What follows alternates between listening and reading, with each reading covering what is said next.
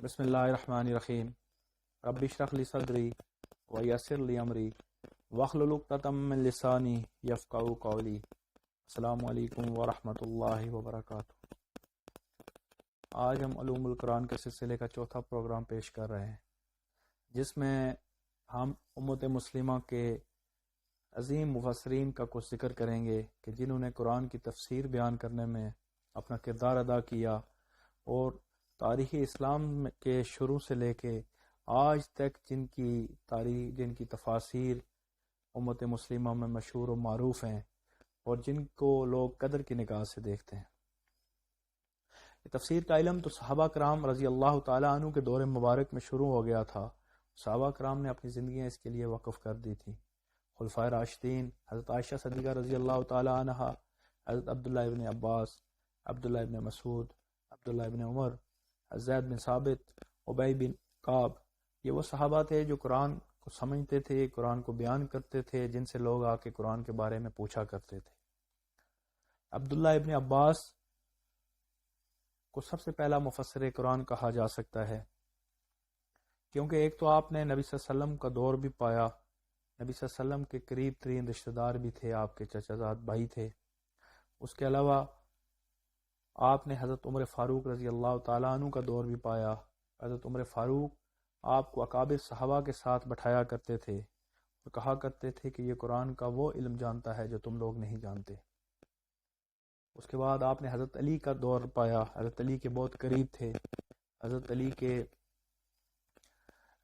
آپ وزیر بھی تھے، مشیر بھی تھے، اور حضرت علی آپ سے رائے لیا کرتے تھے۔ آپ نے تمام حضرت علی کی تفسیری روایات لی اور حضرت علی سے علم حاصل کیا، اور آپ نے ایک لمبی عمر پائی۔ اور آج بھی اگر تفسیری روایات کا مطالعہ کیا جائے تو سب سے زیادہ تفسیری روایات حضرت عبداللہ ابن عباس رضی اللہ تعالی عنہ سے ماخوذ ہیں۔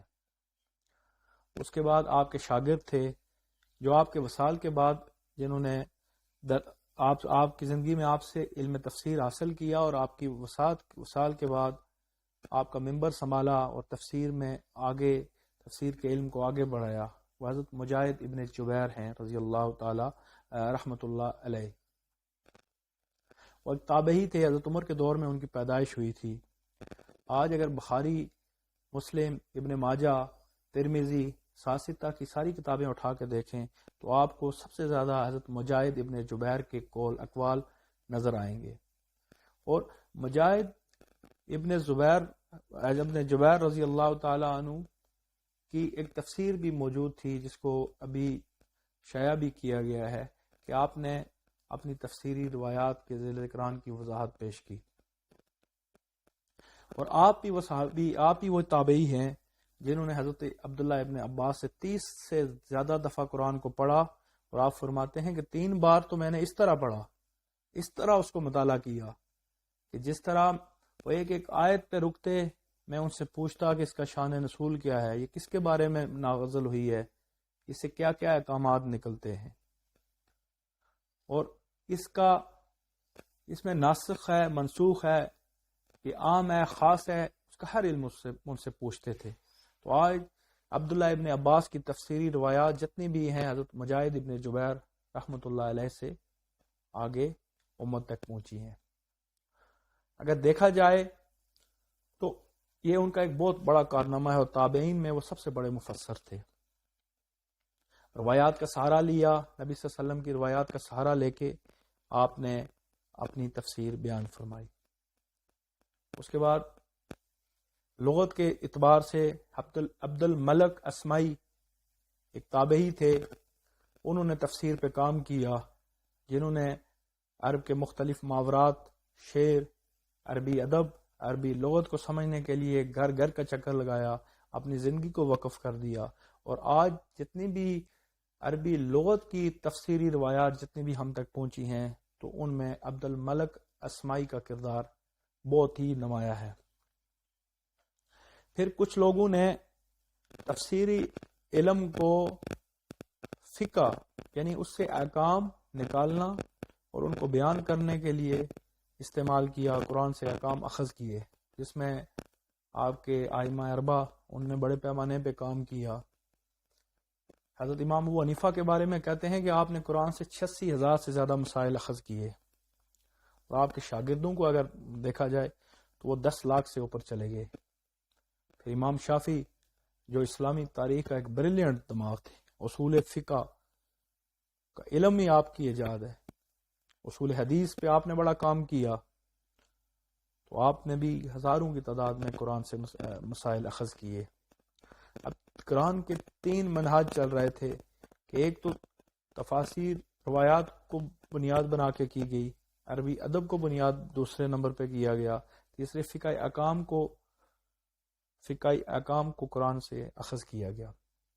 اگر دیکھا جائے تو آج جو تفاسیر موجود ہیں، جو کتابی شکل میں موجود ہیں، تو اس میں سب سے پہلی تفسیر امام طبری کی جامع البیان فی تفسیر الآیات القرآن ہے، جس کو تفسیر طبری کے نام سے بھی جانا جاتا ہے۔ یہ سب سے پہلی تفسیر ہے۔ پھر تاریخ کی پہلی کتاب بھی امام طبری کی لکھی ہوئی آج موجود ہے، تو یہ 30 سے زیادہ جلدوں پہ ہے۔ تو امام ابن جریر طبری نے جو کام کیا، اس میں آپ نے تمام تفسیر سے متعلقہ روایات کو اکٹھا کر دیا، ساتھ ہی ان کی سند لکھ دی، اور ساتھ بھی یہ دعوت دی کہ اس کے اوپر جرح و تعدیل کریں۔ یہ نہیں ہے کوئی چیز تفسیر طبری میں لکھی ہوئی تو آپ اس کو مان لیں گے، آپ نے موضوع روایات بھی لکھ لیں، آپ نے ضعیف بھی لکھ لیں، آپ نے صحیح بھی لکھ لیں۔ اب ایک قاری پہ ہے کہ اس سند کو پرکھ کے اسماء و رجال کے مطابق اس میں سے ان روایات کو پرکھ لے۔ کسی چیز کا تفسیر طبری کے اندر ہونے سے یہ مراد نہیں کہ وہ 100% درست ہے، بلکہ اس کو ہم نے جانچنا ہے، پرکھنا ہے، اور جرح و تعدیل کے اصول اس پہ ہم نے منطبق کرنے ہیں۔ اس کے بعد اسی کے ساتھ تفسیر قرطبی الجامع الاحکام القرآن 30 جلدوں پہ لکھی گئی، جو امام قرطبی کی طرف سے ہے، جو قرطبہ کے رہنے والے تھے۔ تو آپ نے بھی لغت کے اوپر بڑا کام کیا، عربی ادب کے اوپر بڑا کام کر کے اس تفسیر کو لکھا۔ پھر جس کو تفسیر الکشاف کے نام سے جانا جاتا ہے، وہ محمود بن عمر جار اللہ زماشری کے نام سے مشہور ہے، ان کی لکھی ہوئی تفسیر ہے۔ وہ عقائد کے اعتبار سے خود معتزلہ تھے، ان کے اوپر بڑی جرح بھی کی گئی، ان کے عقائد کے اوپر بھی بڑی لوگوں نے وہ کی، لیکن عربی ادب کا شاہکار تھی وہ تفسیر۔ آج بھی ان کے مخالفین بھی اس تفسیر کو پڑھانا پسند کرتے ہیں، حتیٰ کہ عقائد سے ان کے اختلاف تھا لوگوں کو، اہل سنت سے ان کا عقیدہ و نظریہ بالکل مختلف تھا۔ آج بھی جب مختلف جگہوں پہ آپ جب ادب کی بات کرتے ہیں تو ادب کا ایک شاہکار تفسیر کشاف الکشاف کے نام سے، اور علامہ زماشری کی لکھی ہوئی وہ تفسیر ہے۔ تو اسلام کے اندر رہنے والے لوگ، اسلام کے اہل علم کبھی بھی متعصب نہیں رہے، عقائد کا اختلاف کے باوجود آج بھی ادبی دنیا میں علامہ زماشری کی جو الکشاف کا مقام ہے، ادب میں کسی اور تفسیر کا وہ مقام نہیں۔ اس کے بعد علامہ فخر الدین رازی، امام رازی جن کو کہا جاتا ہے تفسیر رازی، جو ایک اور مکتبہ فکر کی پہچان ہے۔ مثلا اس کے اندر عقل کو پرکھا گیا، فلسفہ کو، علم الکلام کو، عقلی اصولوں پہ قرآن کی آیات کی تشریح و تعبیر کی گئی۔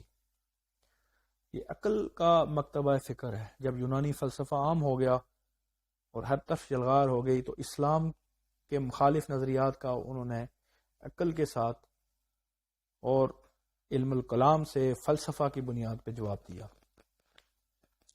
اس کے علاوہ کچھ فقہی مسالک سے تعلق رکھنے والی تفاسیر بھی لکھی گئیں، بہت مشہور بھی ہیں، آج بھی پائی جاتی ہیں اور لوگوں کو پڑھایا جاتا ہے مختلف مدرسوں کے اندر بھی۔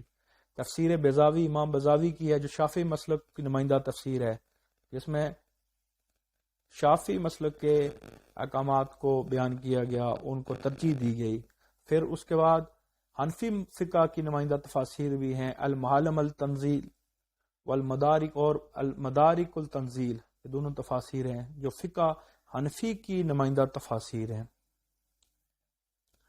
پھر یہاں پہ اس کے بعد جو ایک مشہور تفسیر ہے اور متعدد اول تفسیروں میں سے ہے، وہ ہے تفسیر ابن کثیر، جو آج بھی مقبول ہے، اسی طرح مقبول ہے، امام راضی نے جب عقل اور فلسفہ کو لیا تو امام ابن کثیر نے کہا کہ قرآن نہ لغت کی چاشنی لینے کے لیے ہے، نہ فلسفہ کے علموں کو پھیلانے کے لیے ہے، نہ عقل کے گھوڑے دوڑانے کے لیے ہے، بلکہ جو نبی صلی اللہ علیہ وسلم نے فرما دیا وہ قرآن کی اصل منشا ہے اور انسان کی ہدایت کے لیے اس کو نازل کیا گیا ہے۔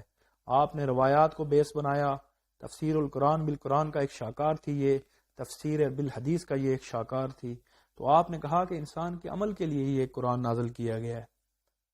تو تفسیر ابن کثیر ہر دور میں مشہور رہی ہے اور آج بھی وہ بڑی مشہور ہے۔ پھر 20ویں صدی میں بھی تفسیریں لکھی گئیں۔ پیچھے اگر دیکھا جائے 20ویں صدی میں جتنی تفسیریں لکھی گئیں پچھلی پوری اسلامی تاریخ میں نہیں لکھی گئیں۔ جو اردو زبان میں پاکستان میں برصغیر و ہند میں جو تفسیریں اردو زبان میں لکھی گئیں بڑی مشہور ہیں اور اپنی شاہکار ہیں، اس میں سید ابوالعلا مودودی رحمۃ اللہ علیہ کی تفہیم القرآن نوجوانوں کو اٹریکٹ کرتی ہے، کالج یونیورسٹی کے لڑکوں کو اٹریکٹ کرتی ہے۔ پھر مفتی شفیع صاحب کی معرف القرآن ایک بڑی مشہور تفسیر ہے جس میں احکامات بھی بیان کیے گئے ہیں، جو تصوف کو بھی کرتی ہے، فقہ کو بھی ٹچ کرتی ہے اردو تفاسیر میں سے۔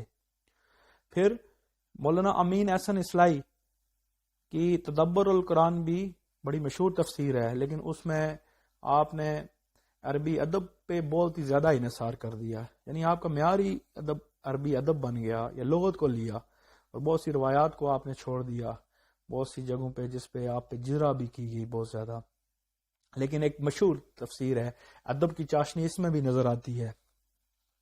پھر سید قطب شہید کی فی ظلال القرآن بہت زیادہ دنیا میں پڑھی جانے والی تفسیر ہے، جو ایک تحریکی ذہن رکھنے والے لوگوں کو اٹریکٹ کرتی ہے۔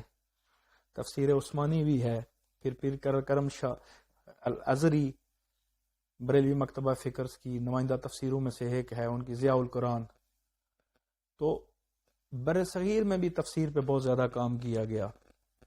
تو یہ میرا پروگرام تھا آج کا، جس میں ہم نے عظیم مفسرین جنہوں نے علم تفسیر میں کتابیں لکھیں، کام کیا، ان کے بارے میں بیان کیا، اور انشاءاللہ اور بھی علم قرآن اور اسلام سے متعلقہ مختلف پروگرام لے کے حاضر ہوں گے۔ تو آپ سے گزارش ہے کہ میرے پروگرام کو سبسکرائب کریں اور وہ اسٹوڈنٹ بھی سبسکرائب کریں جو کمپٹیٹیو ایگزام کی تیاری کر رہے ہیں اور ان ٹاپکس میں ان کو کنفیوژن ہو رہی ہے، تو بیل آئیکن بھی اس کو پریس کریں تاکہ آپ لوگوں کو عام فہم زبان میں یہ مشکل مسائل جو ہیں وہ آپ کے گوشے گزار کیے جا سکیں۔ وما علینا الا البلاغ۔